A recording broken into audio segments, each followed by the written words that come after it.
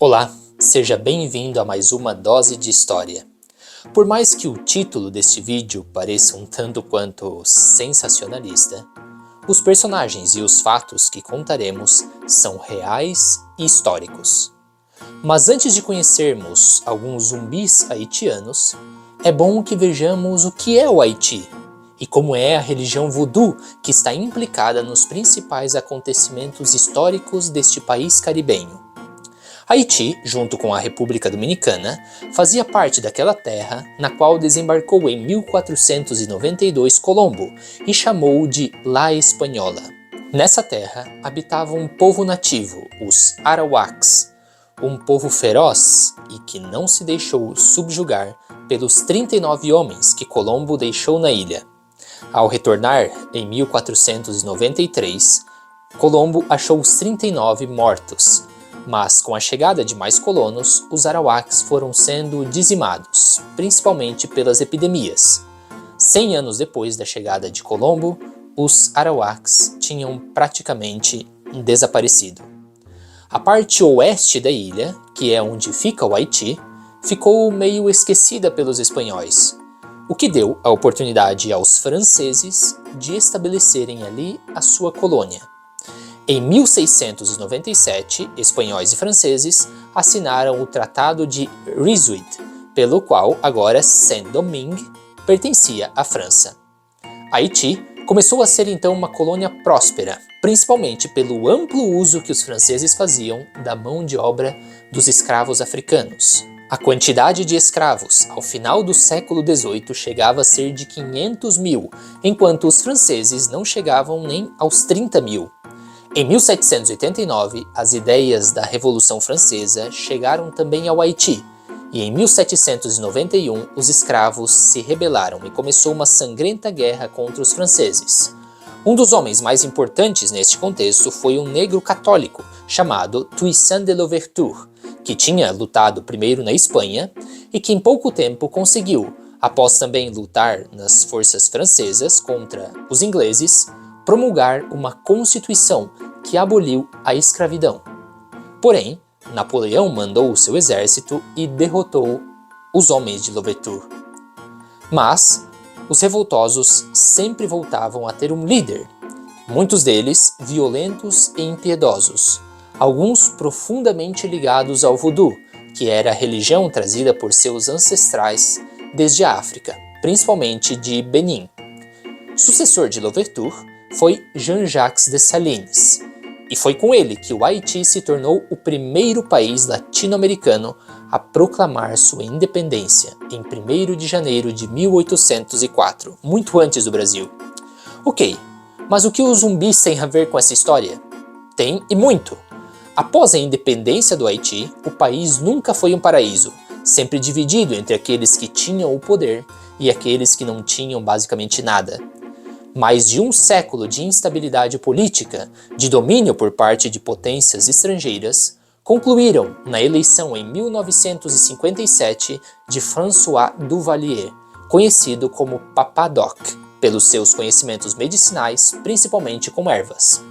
Papa Doc instaurou uma ditadura e se proclamou presidente vitalício do Haiti. Seu poder se sustentava em 3 pilares. Primeiro, sua economia totalmente subserviente aos interesses americanos, que aproveitavam os salários de fome a serem pagos. Segundo, sua polícia composta por homens violentíssimos e muito leais ao regime, os Tonton Macoute, o nosso velho do saco.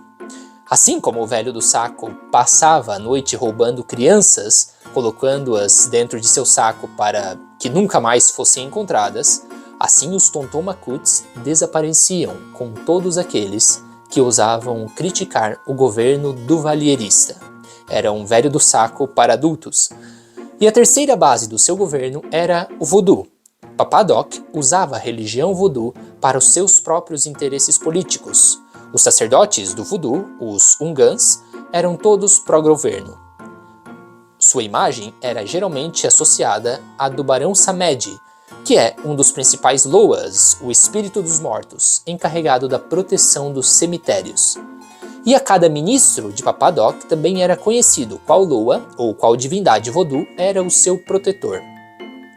Bom, aqui chegamos ao ponto da história em que podemos falar sobre os zumbis. Mas para isso é necessário entender a antropologia própria do voodoo. Para o voodoo, o homem tem um corpo e uma alma, como nós cristãos acreditamos, porém a alma é dividida em duas partes, o Grobonan e o Tibonan.